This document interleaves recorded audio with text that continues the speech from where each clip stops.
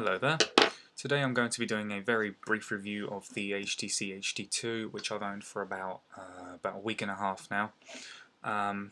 First thing, it comes free with this leather case, which is merely just a holster. It's not really a holster. It doesn't have the belt clip or anything. It just protects the screen, and it does a good job in doing so. I will say that it's quite a tight fit at first, but a few days of use will loosen it up. And it is real leather, as I said. So you just slide it out like so.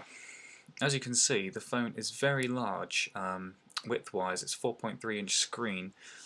Makes it look like it will be a bit of a dragging around in the pocket, but it really isn't.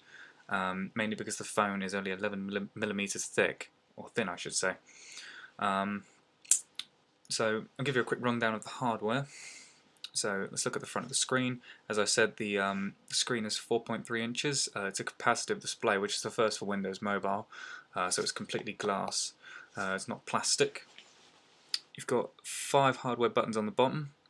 You've got Call Start, Home, Start Menu, OK, and Call End and Standby. So there's no standby button on the top, unlike previous HTC devices. On the left we have a volume rocker switch. On the bottom we have 3.5mm headphone jack and micro USB, so no proprietary stuff, which is good. And on the right we merely have a little notch for taking off the back cover, which is a bit of a it's quite a task actually to do that. On the back we have a 5-megapixel camera with dual LED flash, and the camera has autofocus. And I must say, the material used on this device is very high quality. It's glass on the front, brushed metal buttons on the back, up front, sorry. On the back, this is also brushed metal. We've got some rubberized material along the top and bottom to ensure that you've got a good grip on the phone, so it doesn't slip out of your hand. Also, near the earpiece, we have, I believe it's a proximity sensor, a light sensor, and there's a little LED embedded into there to let you know if you've got any new text messages, which is kind of handy actually. I have found that to be quite useful. So I'm going to give you a quick overview of the software. I'm not going to go into too much detail, but just a quick look at what makes this stand out from other Windows phones, or Windows mobile phones I should say. So once you take it off standby, you get the standard Windows Mobile lock screen, which is quite similar to the iPhone. You just simply drag this icon along and it unlocks the phone. Simple. Now this is, since it's an HTC device, HTC usually customize the home screen with their own little interface called HTC Sense, which I believe was previously called TouchFlow 3D. This is the first Windows phone to incorporate this new interface, although it does look very similar to TouchFlow 3D. So as you can see, along the top we have the Start menu. We have some notifications. In this case we have Bluetooth, Wi-Fi, current signal, and volume, and the battery icon. Tapping these will bring up a notifications window, excuse the glare. Usually along here it would be the current carrier you're connected to, which in this case would be O2, but I've got very poor signal coverage. Below that is the Wi-Fi connection, and below that is the battery status. What would appear here is if you have any new email or text messages or missed calls, etc. At this moment I have none. So moving down we have a clock, as you can see, and it does the old sort of old method style flip down one, which is kind of nice. It does an animation each time you load up the home screen. So I'll show you that now. Let's just do that, and you'll see that it does some sort of animation. This is the current weather in a town of your choice. You can either display a town that you input manually, or you can get the weather of your current location, which is done by GPS. I've done it manually because it doesn't seem to find my location very well. So I'm currently in Bournemouth, and you can see that the weather is clear, -3 degrees, and I can tell you it's absolutely freezing outside. Below that we have next appointment. Let's get the light back up. Below that we have next appointment. We did have next appointment. And here we have 3 favorites for programs, but if you swipe your finger up along the screen you can expand that to 9. I've put 9 of my most frequently used programs on here. And below that you get the HTC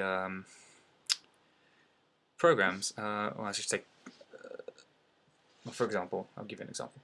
So you can simply grab it and swipe it across, and you get a really quick link to different things. As I said, I won't go into too much detail, that'll be in a separate video.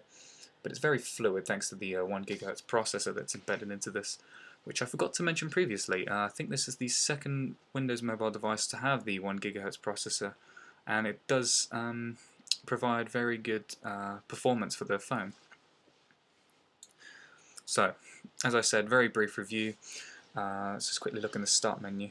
As far as I'm aware, this is my first Windows mobile device, so I'm not particularly familiar with it, but having played around with other ones, I can see that there's a couple of other things that have been added apart from the standard Windows mobile stuff, which, as before, I will go into in a separate video. So the pros and cons of this phone. We'll go with the cons first, and I can't really see any other apart from these three.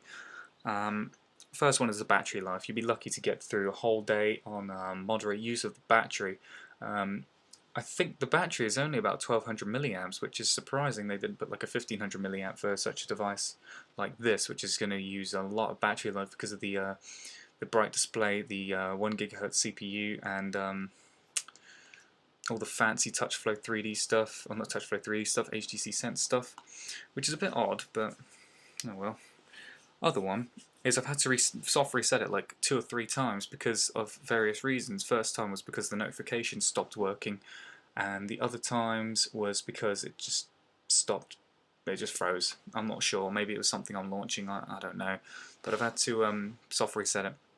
And also, one other thing I found, which was a bit of a pain, is there's no quick access to the task manager. So to go into the task manager, you need to go to Start, Settings. You need to go all the way down to Other, and then Task Manager, whereas I believe previously it used to be at the top here, which I would prefer because obviously when you close a program it doesn't actually close it, it just sticks it into the memory, it just hibernates the program. So if you have too many programs your phone will slow down because you've got you're clogging up the memory basically. I will give a full list of specs in the description, but overall so far I would rate this phone 8.5 out of 10. The on-screen keyboard is good. It won't replace the iPhone's one though. The iPhone's one, I think, in my mind, is pretty much unbeatable because it's very accurate and it seems to know when you don't want to press the wrong button. Whereas this one, you seem to need to be more accurate with what you're typing. But nevertheless, it's a good on-screen keyboard. Very happy with it. I will do a final review in about a month's time when I've officially properly used the phone as a mainstream device. But overall, I'm very happy with it, and thanks for watching.